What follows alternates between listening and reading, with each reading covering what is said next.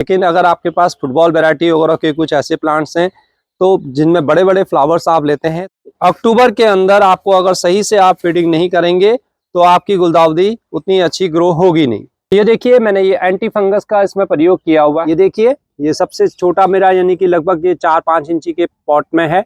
इस प्रकार के अगर आपके पॉट है, आपके पास ऐसी गुलदाउदी हो रही है तो आपको क्या देना है, ये गुलदाउदी के अंदर ब्लाइंड सूट कहलाता है। अब ये आगे बढ़ेगा नहीं, इसमें एक छोटे सा बर्ड जैसा बन रहा है और ये इतना ही रह जाएगा और इसका कोई फायदा नहीं होगा। अब दोस्तों इसके बाद आपको इसमें कभी भी सॉलिड खाद नहीं देनी है। जब ऋतु परिवर्तन होता है तो हमारे प्लांट सबसे पहले उसको महसूस करते हैं, हमें गर्मी लगे सर्दी लगे ये सब बात की बात होती है, लेकिन हमारे प्लांट्स उसी हिसाब से उसको रिएक्शन देते हैं।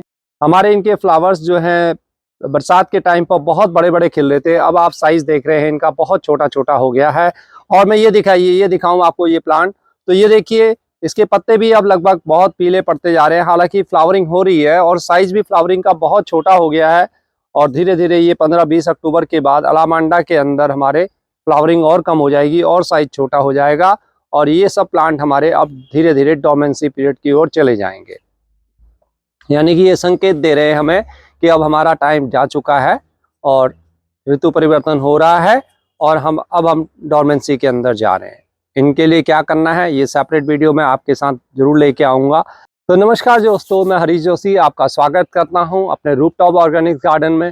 दोस्तों ये अक्टूबर का महीना हम गार्डनर्स के लिए बहुत बिजी रहता है और इसी महीने के अंदर बहुत सारे हमारे त्यौहार भी आते हैं, लेकिन साथ साथ में हमें अपनी गार्डनिंग पे ध्यान देना होता है। अगर इस वक्त हम पिछड़ जाते हैं तो हमारा सारा जो सिस्टम होता है वो बहुत पिछड़ जाता है, हम पीछे रह जाते हैं और हमें बहुत अच्छे गार्डनिंग के रिजल्ट नहीं मिल पाते हैं। तो आपको एक बैलेंस बना के रखना होता है, प्लांट्स में पानी भी देना है, समय पर नए नए आपको प्लांट्स भी तैयार करने हैं और अपने जो प्लांट्स तैयार कर रखे हैं उनकी भी आपको देखभाल करनी है।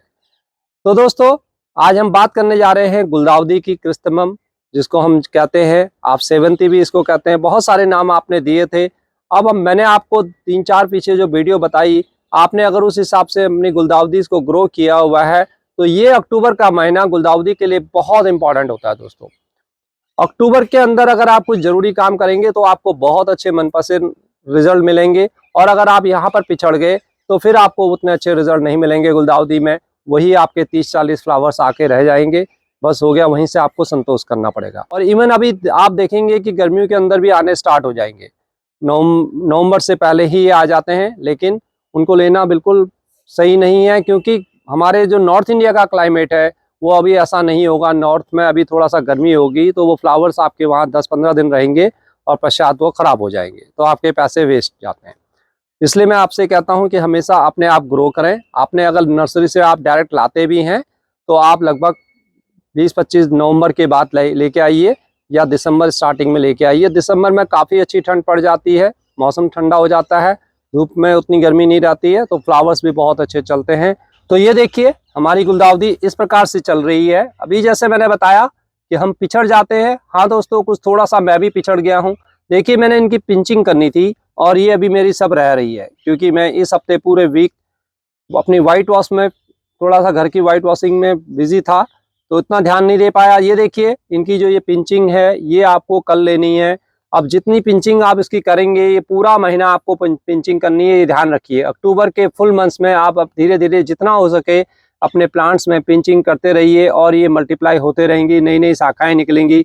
आप ये देख रहे हैं इस प्लांट को, देखिए इसको जब मैंने नीचे से पिंचिंग किया अब कितना अच्छा इसका घेरा बन रहा है। अब दोस्तों इसका क्या है कि इसको एक बार और हमें यहाँ से पिंचिंग कर लेनी है, ये देखिए इस प्रकार से।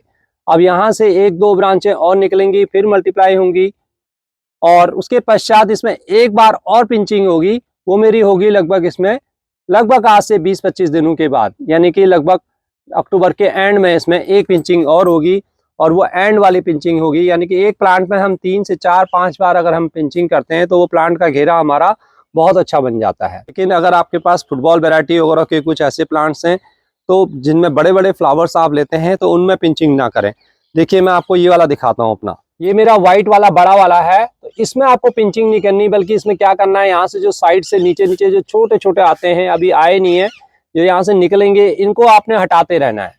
और इसमें जब बर्ड्स आएंगे तो सिर्फ 1 या 2 बर्ड्स आपने रखने हैं, बाकी आपने नहीं रखने हैं। ये आप जो देख रहे हैं मेरे, ये सब व्हाइट वाले हैं, इनके अंदर बड़े वाले यानी कि फ्लावर्स जो बिल्कुल एकदम बड़ा साइज आता है, इसमें मैं 1 या 2 फ्लावर या 3 या 4 फ्लावर्स ऐसे लेता हूँ। तो इनके अंदर आपको पिंचिंग नहीं करनी है। ये आप गुलदाउदी जब धीरे धीरे लगाते हैं आप सीख जाएंगे, आपको प्लांट्स की पहचान हो जाएगी, इवन आप कलर को पहचान जाएंगे। तो फिर इनके अंदर आपको पिंचिंग नहीं करनी है, इस चीज़ का विशेष रूप से ध्यान दें। जो ये पत्ते थोड़े से ऐसे खराब हैं, इनको आप निकाल दीजिए। कई बार थोड़ा थोड़ा फंगस आ जाता है। ये देखिए मैंने ये एंटी फंगस का इसमें प्रयोग किया हुआ है, और ये आप जरूर करा करें। थोड़ा सा फंगस कई बार आ जाता है, और इसी प्रकार से आप इसमें 1-2 बार नीम ऑयल का स्प्रे कर लीजिए, तो उससे हमारे प्लांट बिल्कुल स्वस्थ रहते हैं। इस प्लांट पे मैं आपको एक चीज़ दिखाना चाहता हूँ। यहाँ आप ये देखिए कितनी अच्छी इसकी ग्रोथ हो रही है, लेकिन यहाँ पर आप देखेंगे ये गुलदाउदी के अंदर ब्लाइंड शूट कहलाता है। अब ये आगे बढ़ेगा नहीं, इसमें एक छोटे सा बर्ड जैसा बन रहा है, और ये इतना ही रह जाएगा और इसका कोई फायदा नहीं होगा। तो ऐसी ब्रांचेस को हमें यहाँ से तोड़ देना है, बिल्कुल नीचे से हटा देना है, क्योंकि इसकी जो साइड ब्रांचेस आएंगी उसके अंदर भी हमें कोई अच्छे रिजल्ट नहीं मिलते हैं। इससे क्या होगा, जैसे ही मैंने ये तोड़ा ये ब्रांचेस बढ़ेंगी और दूसरे ब्रांचेस बढ़ेंगी। ऐसा कई बार आपके वहाँ ब्लाइंड शूट इस प्रकार के आ सकते हैं। तो इन सब चीज़ों को आप थोड़ा सा ध्यान रखें। और अब मैं आपको ले चलता हूँ अपने बड़े प्लांट्स की ओर। तो ये देखिए, ये बड़े वाले पॉट के अंदर यानी कि 10 इंची 12 इंची के अंदर ये आपको सारे मेरे प्लांट मिलेंगे, और इनकी ग्रोथ देखिए आप बहुत अच्छी हो रखी है। और अभी धीरे धीरे ये पूरे फैले हुए हैं। इनमें ये छोटे छोटे पीले वाले फूल है जो पूरा घेरा सा बना लेता है। कितनी अच्छी ब्रांचेस इसके अंदर आ गई हैं, और ये देखिए कितनी सारी ब्रांचेस इसके अंदर हैं। जब यहाँ से फ्लावरिंग की बर्ड्स निकलेंगी तो एक एक के अंदर 6-6 7-7 निकलेंगी, तो पूरा घेरा ये बना लेगा। तो ये है दोस्तों, देखिए मेरे बाकी प्लांट्स यहाँ पर भी मैंने रखे हुए हैं, और इनकी भी आप ग्रोथ देख रहे हैं कितनी सुंदर चल रही है। दोस्तों जैसे मैंने आपको बताया कि आपको पिंचिंग इनकी करनी है, लेकिन साथ में इस वक्त जो सबसे ज़्यादा इम्पॉर्टेंट है वह है मेरे प्लांट को फीडिंग करना। अक्टूबर के अंदर आपको अगर सही से आप फीडिंग नहीं करेंगे तो आपकी गुलदाउदी उतनी अच्छी ग्रो होगी नहीं। अगर अब इनको गुलदाउदी को आपको नीचे कटिंग से लगाने का कोई मतलब नहीं बनता है, आप डायरेक्ट नर्सरी से अगर ला सकते हैं तो ठीक है, छोटी छोटी पौधे वहाँ आपको मिल जाएंगी। तो ये 3 प्लांट मैं चूज कर रहा हूँ आपको दिखाने के लिए। ये देखिए, ये सबसे छोटा मेरा यानी कि लगभग ये 4-5 इंची के पॉट में है। इस प्रकार के अगर आपके पॉट है, आपके पास ऐसी गुलदाउदी हो रही है, तो आपको क्या देना है। इससे बड़ा है, इस प्रकार से है, तो आपको कैसे फीडिंग करनी है, और इतने बड़े प्लांट में आपको कैसे फीडिंग करनी है, ये तीनों चीजें मैं आपको समझा रहा हूँ। ध्यान से देखिए, उसी हिसाब से इसको आप फर्टिलाइजर करें। अक्टूबर का जो महीना है दोस्तों, आपको अपनी गुलदाउदी में ग्रोथ लेनी है, और ग्रोथ के लिए जो सबसे इंपॉर्टेंट होता है वो होता है नाइट्रोजन। तो इस वक्त आपको इसको नाइट्रोजन रिच आपको खाद देनी है, यानी कि गोबर की खाद, वर्मी कंपोस्ट, सूखे पत्तियों वाली लीफ मोल्ड, जो भी आपके पास है वो आपने देनी है।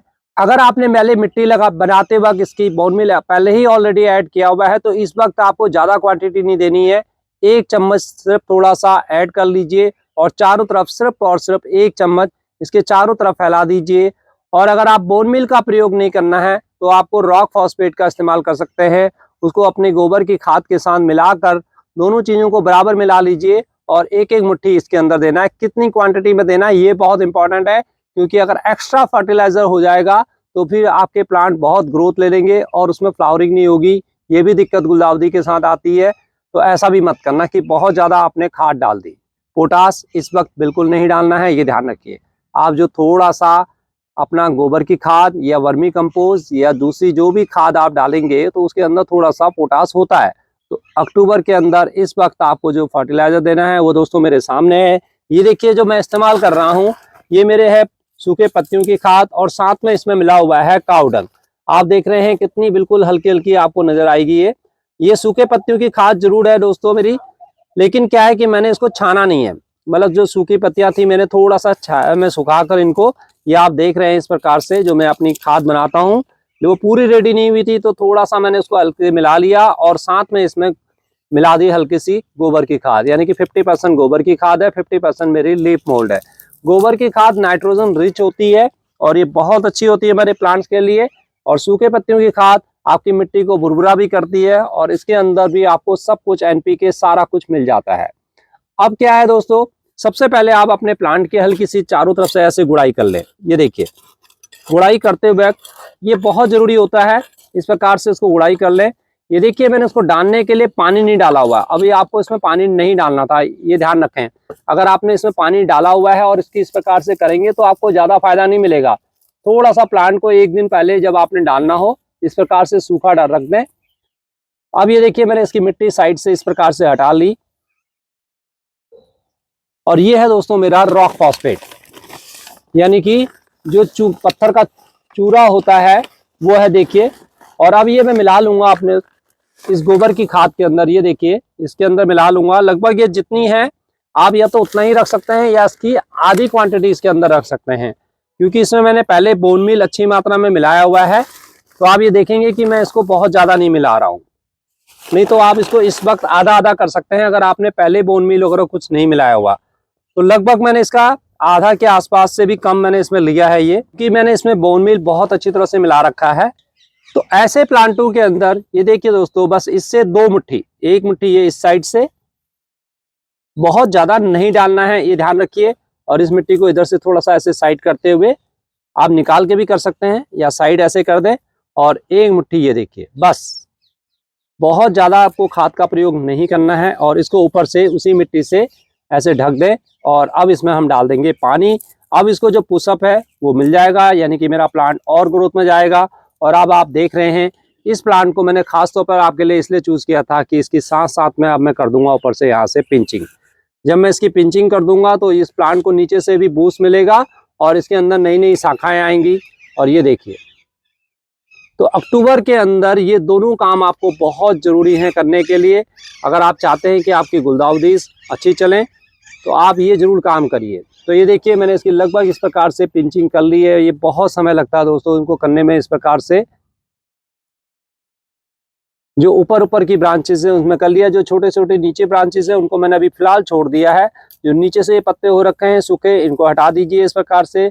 और इसको अच्छी तरह से पानी डालिए, पानी अच्छी डालिए, इतना डालिए कि थोड़ा सा नीचे तक आ जाए, बहुत ज़्यादा ना बहे, क्योंकि फिर जो आपने न्यूट्रिशन अभी इसको दिया है वो सारा हमारा बह जाता है, वो भी हमें काम नहीं करना है। तो ये तो मेरा बड़ा प्लांट हो गया।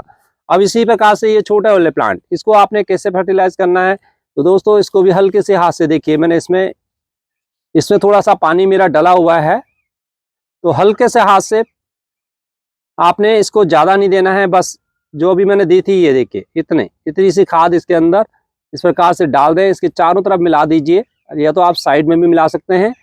मैं कई बार इसको चारों तरफ इस प्रकार से मिला लेता हूँ। नीचे से ये देखिए इस प्रकार से पत्तों की हमेशा सफाई कर देंगे, तो नीचे से इसके अंदर जो फंगस आता है, जो कीड़े आते हैं वो नहीं आते हैं। रूट जोन के आसपास पत्तों का कोई काम नहीं है ज़्यादा, तो इनको हटा दिया करें। ये देखिए ये बहुत छोटी छोटी टिप्स हैं जो आप धीरे धीरे सीखेंगे तो आपका प्लांट बहुत अच्छा ग्रो होगा। ये देखिए अब इसको आपने ऐसे किया और ऊपर से साथ में इसमें कर दिया पिंचिंग, ये लगे हाथ साथ में इसको पिंचिंग भी कर लीजिए। तो ये देखिए इस प्लांट को, अब ये वाला प्लांट है, अब इसमें कितना देना है इसी प्रकार से मैं इसकी, देखिए दोस्तों मेरी मिट्टी इतनी अच्छी होती है कि मैं हाथ से ही, खुरपी का इस्तेमाल ही नहीं करता, और कई बार मैं इसको हाथ से ही इस प्रकार से गुड़ाई कर पाता हूँ। ये है मेरी मिट्टी और आप देख रहे हैं इसकी रूट्स, देखिए यहाँ पर आपको नजर आ रही है। तो अब रूट जोन से इतना बड़ा गमला है तो इसको फैलाना नहीं है, बस रूट जोन से ये देखिए एक मुट्ठी से थोड़ा सा कम लेते हुए एक साइड से डाल दिया, ये डाल दिया, और इस मिट्टी को मैंने ऐसे ऊपर से साइड से ये कर दिया। ये यहाँ पर इतना डाला और इससे भी कम डाल दिया मैंने, बस लगभग आधी मुट्ठी के आसपास में, यानी कि लगभग जो मैंने इसमें डाला था उससे लगभग आधी मुट्ठी कम इसके अंदर डाला है।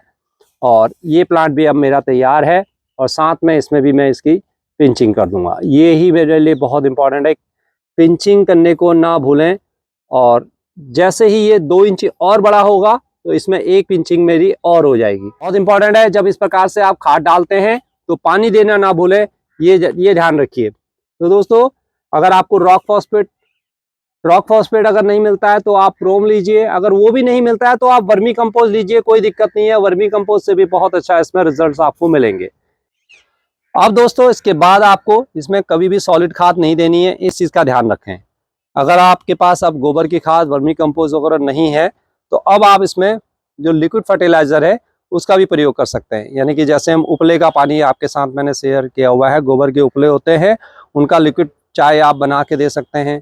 कुछ नहीं है तो वर्मी कंपोस्ट या जो भी गोबर की खाद है उसको एक कपड़े के अंदर, पोतली के अंदर बनाकर उसकी चाय भी इसमें दे सकते हैं, बहुत इफेक्टिव होती है। और हाँ दोस्तों अगर आप कर सकें, जैसे मैं भी करूंगा, अभी जैसे मैंने ये दे दिया है तो 8 से 10 दिन में इसको ऐसे ही रखूंगा। उसके पश्चात इसमें बनाऊंगा चाय मैं अपनी किचन वेस्ट की, या जो भी है, मैं ज़्यादातर किचन वेस्ट बनाता हूँ। आपके पास अगर किचन वेस्ट नहीं है, वर्मी कंपोस्ट या कंपोस्ट की चाय बनाइए और उसमें मिलाइए 10 गुना पानी। ध्यान देना इसको, 10 गुना पानी, और सारे प्लांट में ऊपर से लेके पूरा अच्छी तरह से पत्तों से लेके नीचे शाम के वक्त इसमें छिड़काव कर दें अच्छी तरह से, और थोड़ा सा पानी रूट जोन में भी डाल दीजिए। उससे क्या होगा दोस्तों, जो मैं अपने किचन वेस्ट का बनाता हूँ, बहुत अच्छे न्यूट्रिशन इसके पत्ते ऑब्जॉर्व कर लेंगे और साथ साथ में उनमें कोई बीमारी नहीं आएगी। आपके प्लांट बिल्कुल हेल्दी होंगे। और लिक्विड फर्टिलाइज़र को कोई भी प्लांट बहुत अच्छी तरह से, बहुत जल्दी उसमें उसका रिएक्शन आता है, उसका रिजल्ट आता है। तो अब मैं इसमें सिर्फ दूंगा आगे लिक्विड फर्टिलाइज़र, और वो मैं दूंगा 2 या 3, और वो होंगे मेरे दोस्तों, जैसे मैंने बताया, एक बारी तो मैं इसको चाय पिलाऊंगा और दूसरी बारी दूंगा मैं इसको फिर सरसों की खली। सरसों की खली का दूंगा लगभग 20-25 अक्टूबर के आसपास में, और उसके बाद दूंगा 8-10 नवंबर के आसपास में, और पूरा नवंबर मेरा सरसों की खली और ये दोनों लिक्विड फर्टिलाइजर मेरे चलते रहेंगे। लेकिन तब मेरे को और भी इसमें कुछ ऐड करना होगा, उसके लिए मैं आपके साथ वीडियो बाद में शेयर करूंगा। और सबसे इंपॉर्टेंट है, इसको फुल सनलाइट में रखिए, 5 से 6 घंटे तो कम से कम है, उसके अलावा सारे दिन भर की धूप इसको मिलती है। अपने प्लांट में जब भी आप पानी डालते हैं तो उसको चेक करिए, उसमें से पानी निकल जाना चाहिए। और इस प्रकार की देखिए जो वीड्स निकल रही हैं, बहुत ज़्यादा वीड्स इसमें अंदर जाती हैं, इस प्रकार घास या इस प्रकार के जो चौलाई के प्लांट्स होते हैं, ये निकल आते हैं हमारे, क्योंकि हम चौलाई यूज़ करते हैं अपने उसमें। तो ये इनको आपने सब धीरे धीरे सब समाप्त करते रहना है, हटाते रहना है इनको। अगर इन वीड्स को आप नहीं हटाएंगे तो आपके प्लांट की ग्रोथ थोड़ा कम हो जाएगी। तो इन छोटी छोटी बातों का ध्यान रखिए। और अगर आप कर सकते हैं, अगर आपके पास समय है, तो थोड़ा सा बीच में कभी कभी हल्की इसकी गुड़ाई कर दें, और नीम ऑयल का 1-2 बार इस्तेमाल करिए दोस्तों, तो आपके पत्ते खराब नहीं होंगे, जैसे मैंने आपको पहले बताया। तो ये जो आप ये जो देख रहे हैं फर्टिलाइजर, ये जो देख रहे हैं मैंने क्या डाला हुआ है, इसकी वीडियो आपके साथ बहुत जल्दी आपके साथ में शेयर करूंगा। तो वेट कीजिए अगली वीडियो का दोस्तों। आई होप कि आपको वीडियो पसंद आई होगी। अगर वीडियो पसंद आई हो तो दोस्तों लाइक करें, अपने दोस्तों के साथ भी शेयर करें। चैनल को तो आपने सब्सक्राइब कर लिया होगा। दोस्तों आप क्या खाद देते हैं मेरे को कमेंट्स में ज़रूर लिखें। अगर आपका फिर भी इन सब चीज़ों के बताने के अलावा कोई क्वेश्चन हो तो आप कमेंट ज़रूर दें। फिर मिलते हैं दोस्तों, तब तक के लिए नमस्कार, बाय बाय।